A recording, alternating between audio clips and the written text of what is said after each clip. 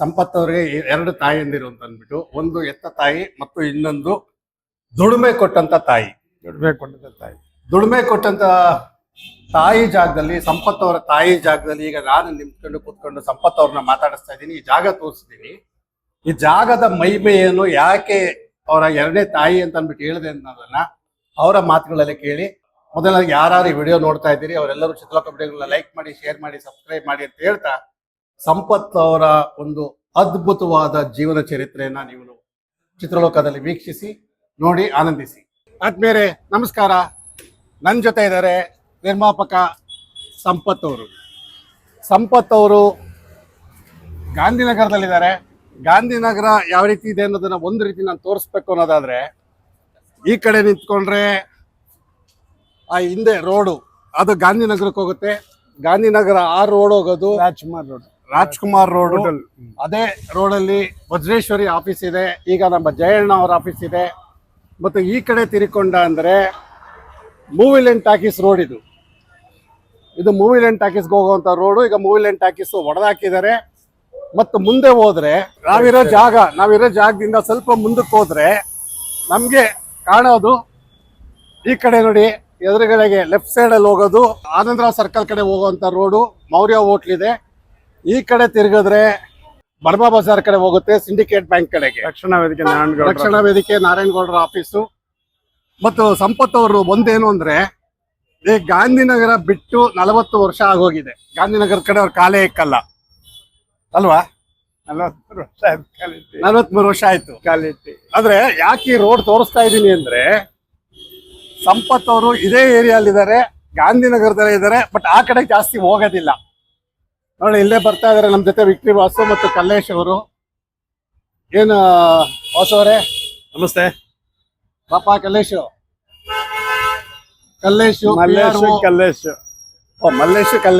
ವಾಸು ಮನೆಗೆ ಹೋಣ. ನಾನು ಈ ಜಾಗ ತೋರಿಸ್ತಾ ಇರೋದಕ್ಕೆ ಕಾರಣ ಏನು ಅಂದ್ರೆ, ಈ ಬಿಲ್ಡಿಂಗು ನನ್ನ ಹಿಂಬದಿಯಲ್ಲಿದೆ. ಹಿಂಬದಿಯಲ್ಲಿ ಮೇಲ್ಗಡೆ ಒಂದು ಬಿಲ್ಡಿಂಗ್ ಕಾಣ್ತಾ ಇದೆ. ಆ ಬಿಲ್ಡಿಂಗು ಬಹಳ ಅರ್ಥಪೂರ್ಣ ನಮ್ಮ ಸಂಪತ್ ಅವ್ರಿಗೆ. ಕಾರಣ ಏನು ಅಂದ್ರೆ, ಸಂಪತ್ ಅವ್ರಿಗೆ ಇಬ್ರು ತಾಯಂದಿರು. ಕರೆಕ್ಟಾ ಸಂಪತ್ ಅವ್ರೆ? ಹೌದು, ಇಬ್ರು ತಾಯಂದಿರು. ಒಂದು ಎತ್ತಮ್ಮ ಮತ್ತು ಇನ್ನೊಂದು ಸಂಪಾದನೆ ಮಾಡಿಕೊಟ್ಟಂತ ತಾಯಿ ಮೇಲ್ಗಡೆ ಇದ್ದಾರೆ. ಕ್ಲಬ್. ಸೊ ಅದು ಕ್ಲಬ್ ಅಂದ್ಬಿಟ್ಟು, ಏನ್ ಕ್ಲಬ್ ಅನ್ನೋದನ್ನ ನಾವು ಹೇಳ್ಬೇಕು ಅನ್ನೋದಾದ್ರೆ ಮೇಲ್ಗಡೆ ಹೋಗಿ ನೋಡೋಣ.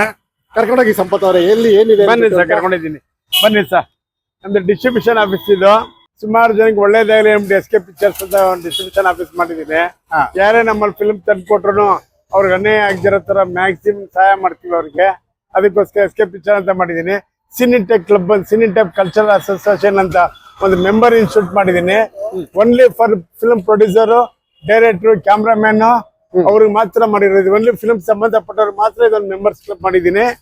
ಸೊ ನಾವು ಸಂಪೂರ್ಣ ಗಾಂಧಿನಗರದಲ್ಲಿ ಇದ್ದೀವಿ. ಇದ್ದೀವಿ. ನೋಡ್ರಿ ಮುಂದೆ ಬನ್ನಿ ಸರ್. ಸಂಪತ್ ಅವರೇ ಬನ್ನಿ ಸರ್. ಸಣ್ಣ ಜಾಗದಲ್ಲಿ ಮೇಲ್ಗಡೆ ಕರ್ಕೊಂಡು ಹೋಗ್ತಾ ಇದ್ದೀವಿ. ಸಣ್ಣ ಮೆಟ್ಲುಗಳು, ತುಂಬಾ ಸಣ್ಣ ಮೆಟ್ಲುಗಳೇನಲ್ಲ.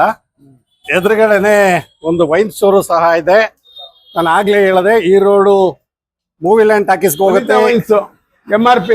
MRP ಆ ಕಡೆ MTR, ಈ ಕಡೆ ಮಾಡಿ ಮೇಲೆ ಸಂಪತ್ ಅವರ ಒಂದು ಆಫೀಸು. ಈಗ ನಾವು ಹೋಗ್ತಾ ಇರೋದು ಸಂಪತ್ ಅವರ ಆಫೀಸ್ ತಾಯಿ ಮನೆಗೆ. ಆಗ್ಲೇ ಹೇಳಿದೆ ಸಂಪತ್ ಅವ್ರಿಗೆ ಎರಡನೇ ತಾಯಿ ಅಂದ್ಬಿಟ್ಟು ಅಂತ. ಎರಡನೇ ತಾಯಿ ಮನೆಗೆ ಈಗ ಸಂಪತ್ ಅವ್ರು ಕರ್ಕೊಂಡು ಹೋಗ್ತಾ ಇದ್ದಾರೆ. ಆಫೀಸ್ ಇದು. ಇವ್ರು ನಮ್ಮ ಮ್ಯಾನೇಜರ್ ಮೋಹನ್ ಅಂತ. ಫಿಲ್ಮ್ ಎಲ್ಲ ಇವರೇ ನೋಡ್ಕೊಳ್ಳೋದು. ಸಿನಿಮಾ ಡಿಸ್ಟ್ರಿಬ್ಯೂಷನ್, ಫಿಲ್ಮ್ ಡಿಸ್ಟ್ರಿಬ್ಯೂಷನ್ ನೋಡ್ಕೊಳ್ಳೋದು. ನಿರ್ದೇಶಕರಿದ್ದಾರೆ. ಸೌಂದರ್ಯನ ಇಂಟ್ರೊಡ್ಯೂಸ್ ಮಾಡಿದಂತ ರಾಜೇಂದ್ರ ಕುಮಾರ್ ಆರ್ಯ ನಿರ್ದೇಶಕರಿದ್ದಾರೆ. ಸೌಂದರ್ಯನ ಇಂಟ್ರೊಡ್ಯೂಸ್ ಮಾಡಿದಂತ ರಾಜೇಂದ್ರ ಕುಮಾರ್ ಆರ್ಯ. ಶ್ರೀನಿವಾಸ್ ಕೌಶಿಕ್ ಡೈರೆಕ್ಟರ್.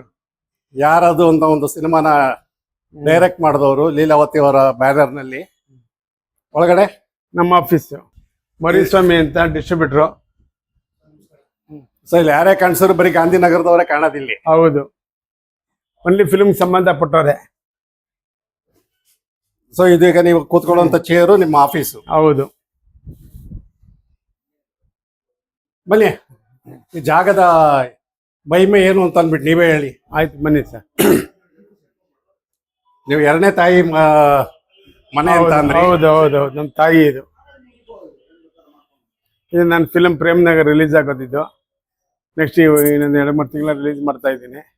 ಪ್ರೇಮ್ನಗರ್ ಅಂತ SK ಬ್ಯಾನರ್ ಇಂದ. ನಿಮ್ದೇ ನಮ್ದು ನಿರ್ದೇಶನ ನಿರ್ಮಾಣ? ಹೌದು. ಕಥೆ, ಚಿತ್ರಕಥೆ, ನಿರ್ಮಾಣ, ನಿರ್ದೇಶನ C. ಸಂಪತ್ ಕುಮಾರ್. ಅರ್ಜುನ್. ಇದು ಈ ಆಫೀಸ್ ಬಂದು 30 ವರ್ಷ ಆಯ್ತು. 30 ವರ್ಷ. 30 ವರ್ಷ ಆಯ್ತು ಓಪನ್ ಮಾಡಿ. ಸಾಂಗ್ಲಿಯವ್ರ ಕೈಲಿ ಮಾಡಿಸ್ತಿದ್ವಿ ಇದನ್ನ. ಗಾಂಧಿನಗರ ಸಿಟಿ ಇನ್ಸ್ಟಿಟ್ಯೂಟ್ ಅಂದ್ಬಿಟ್ಟು ನಮ್ಮ ಫಿಲಮರ್ಗೆಲ್ಲ ಅನುಕೂಲ ಆಗಲಿ ಅಂದ್ಬಿಟ್ಟು ಸಾಂಗ್ಲಿಯವ್ರ ಕಮಿಷನರ್ ಆಗಿದ್ರು, ಅವಾಗ ಅವ್ರನ್ನ ಹೇಳ್ಬಿಟ್ಟು ಕರೆಸಿದ್ದು. ಇಲ್ಲಿ ನಮ್ಮ BK ಶಿವರಾಮ್ ಸನ್ಮಾನ ಮಾಡ್ದು.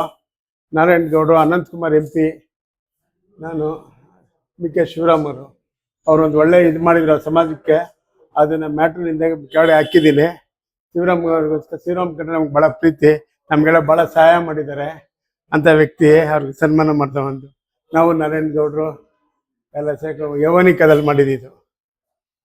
ಸೊ ಇದು ಏನಕ್ಕೆ ನಿಮ್ಮ ತಾಯಿ ಮನೆ ಅಂತ ಹೇಳಿದ್ರಿ ಸರ್? ಇದರಿಂದ ನಾನು ಸಂತೋಷ ಪಟ್ಟಿದ್ದೀನಿ.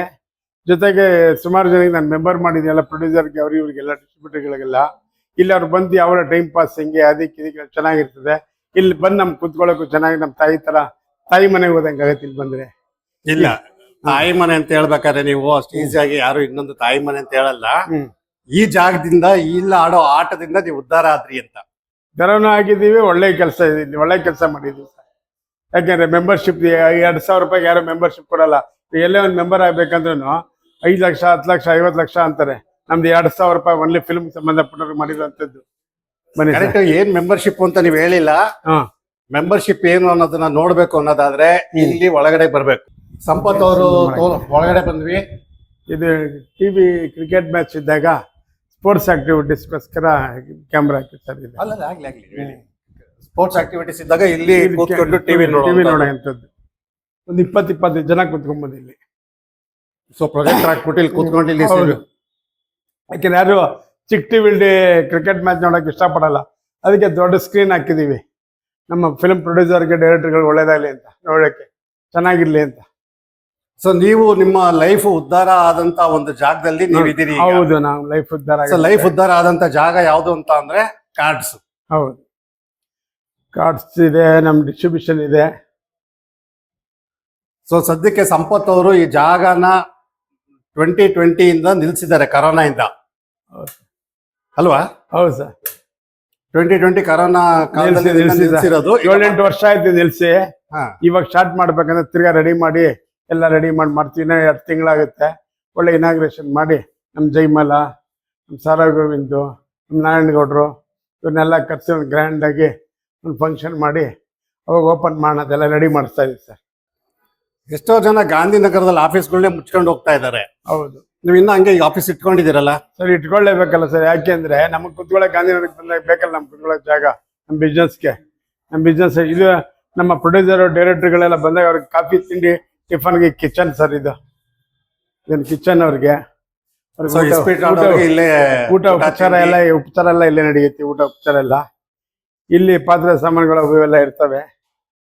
ನಮ್ಮ ಪೋಸ್ಟ್ಗಳು ಇಡೋದಕ್ಕಿದು. ಇವೆಲ್ಲ ನಮ್ಮ ಫಿಲಮ್ ಪೋಸ್ಟ್ಗಳು ಇಡೋಕ್ಕೆ. ಇದೆಲ್ಲ ನಮ್ಮ ಫಿಲಮ್ ಪೋಸ್ಟ್ಗಳು. ಯಾವುದೇ ಫಿಲ್ಮ್ ರಿಲೀಸ್ ಆಗಬೇಕಾದ್ರೆ ಎಲ್ಲ ಪೋಸ್ಟ್ಗಳು ಇಡೋದಕ್ಕೋಸ್ಕರ ಒಂಥರ ಗೋಡನ್ ಥರ ಸದ್ಯಕ್ಕೆ ಮಾಡ್ಕೊಂಡಿದ್ದೀವಿ. ಆರ್ಯ, ನಿಮ್ಮನ್ನ ಈ ಜಾಗದಲ್ಲಿ ನೋಡಿ ಆಶ್ಚರ್ಯ ಆಯ್ತು. ಗಾಂಧಿನಗರ ಒಂದು ಕಾಲದಲ್ಲಿ ಸೌಂದರ್ಯನ ಇಂಟ್ರೊಡ್ಯೂಸ್ ಮಾಡಿದಂತ ನಿರ್ದೇಶಕ ನೀವು. ಚಿತ್ರಲೋಕಲ್ ಈಗಾಗಲೇ ಎಲ್ಲ ಹೇಳಿದಿರಿ. ಈ ಇಸ್ಪಿಟ್ ಅಡ್ಡದಲ್ಲಿ ನೀವೇನ್ ಮಾಡ್ತಾ ಇದ್ದೀರಾ? ಇದು ನಾವು ಇಸ್ಪಿಟ್ ಅಡ್ಡ ಅನ್ನೋ ತರ ಬರಲ್ಲ. ಚಲನಚಿತ್ರ ರಂಗದ ಒಂದು ತವರು ಮನೆ. ಎಲ್ಲರಿಗೂ ಕರೆದು ಊಟ ಹಾಕ್ತಾರೆ, ಕಷ್ಟದಲ್ಲಿರೋರ್ಗೆ ಸಹಾಯ ಮಾಡ್ತಾರೆ. ಆ ಒಂದು ಕಾರಣಕ್ಕೋಸ್ಕರ ನಾವು ಇಲ್ಲೆಲ್ಲ ಬಂದು ಕಷ್ಟ ಸುಖ ಹೇಳ್ಕೊಂಡು ಇಲ್ಲಿ ಸೇರ್ತೀವಿ. ನಾವು ಏನೇ ಒಂದು ಮಾತಾಡಬೇಕಾದ್ರೆ ಒಂದು ಒಂದು ಜಾಗ ಬೇಕು, ಮತ್ತೆ ಒಂದು ಲೈಕ್ ಮೈಂಡೆಡ್ ಪೀಪಲ್ ಬೇಕು. ಅಂದ್ರೆ ನಮಗೆ ಸಮಾನ ಮನಸ್ಕರು ಬೇಕು. ಈಗ ನಾವು ಒಂದು ಸಿನಿಮಾ ನೋಡ್ತೀವಿ, ಏನೋ ಒಂದು ಪುಸ್ತಕ ಓದ್ತೀವಿ, ಅಥವಾ ಯಾವುದೋ ಒಂದು ಕಥೆ ಆಲೋಚನೆ ಮಾಡ್ತೀವಿ. ಅದು ಮಾಡಿದಾಗ ನಾವು ಯಾರ ಹತ್ರ ಆಗುತ್ತೆ, ಯಾರ ಹತ್ರ ಹೇಳ್ಕೊಳಕ್ಕಾಗಲ್ಲ. ಅದೇನು ಅಂತಂದ್ರೆ ಒಂದು ಸಿನಿಮಾ ಗೊತ್ತಿರೋರ ಹತ್ರ ಬಂದು ಕೂತ್ಕೊಂಡು ಯಾವ ಸಿನಿಮಾ ಹೋಗ್ತಾ ಇದೆ, ಯಾವ ಸಿನಿಮಾ ಚೆನ್ನಾಗಿದೆ, ಆ ಸಿನಿಮಾ ನೋಡ್ಬೋದಾ, ಏನ್ ಮಾಡಿದಾರೆ ಆ ಸಿನಿಮಾಲಿ, ಇದೆಲ್ಲ ಒಂದು ಚರ್ಚೆ ಮಾಡಕ್ಕೆ ನಾವು ಗಾಂಧಿನಗರದಲ್ಲಿ ಒಂದ್ಸರಿ ನಮ್ ಕೆಲಸ ಇಲ್ಲ ಅಂದ್ರೂ ಬರ್ತೀವಿ. ಯಾಕೆಂದ್ರೆ ಇದೊಂದು ಎಕ್ಸ್ಚೇಂಜ್ ಆಗುತ್ತೆ. ಆಮೇಲೆ ನಮ್ದೊಂದು ಬೆಳೆಯುತ್ತೆ. ಆಲೋಚನೆಗಳು ಬೆಳೆಯೋಕೆ ಅನುಕೂಲ ಆಗುತ್ತೆ. ಇವತ್ತು ಮೀಟ್ ಮಾಡಿ ಸಾಯಂಕಾಲ ಮನೆಗೆ ಹೋದ್ರೆ ಒಂದು ಆಲೋಚನೆ ಬರುತ್ತೆ, ಬರಿಬೋದು. ಇವತ್ತು ತುಂಬಾ ದಿವಸದ ಮೇಲೆ ಆರ್ಯ ನಾನು ಈ ಸಂಪತ್ ಕುಮಾರ್ ಅವರ ಆಫೀಸಲ್ಲಿ ಭೇಟಿ ಆದ್ವಿ. ಏನೋ ಒಂದು ಹೊಸ ಆಲೋಚನೆಗೆ ಒಂದು ಸ್ಟಾರ್ಟ್ ಆಯ್ತು ನಿಮ್ಮ ಒಂದು ಸಂದರ್ಶನ ನಡೀತಾ ಇದ್ದಾಗ. ಸೊ ಇದು ಬಹಳ ಅನುಕೂಲ ಆಗುತ್ತೆ ಅಂತ ನನ್ಗನ್ಸುತ್ತೆ. ಈ ರೀತಿ ಒಂದು ಚರ್ಚೆ ಹಿಂದೆ ನಡೀತಿತ್ತು ಇಂಡಸ್ಟ್ರಿನಲ್ಲಿ, ಅವಾಗ ಇಂಡಸ್ಟ್ರಿ ಚೆನ್ನಾಗಿತ್ತು. ಆ ರೀತಿ ಚರ್ಚೆಗಳು ಇವತ್ತಿಲ್ಲ.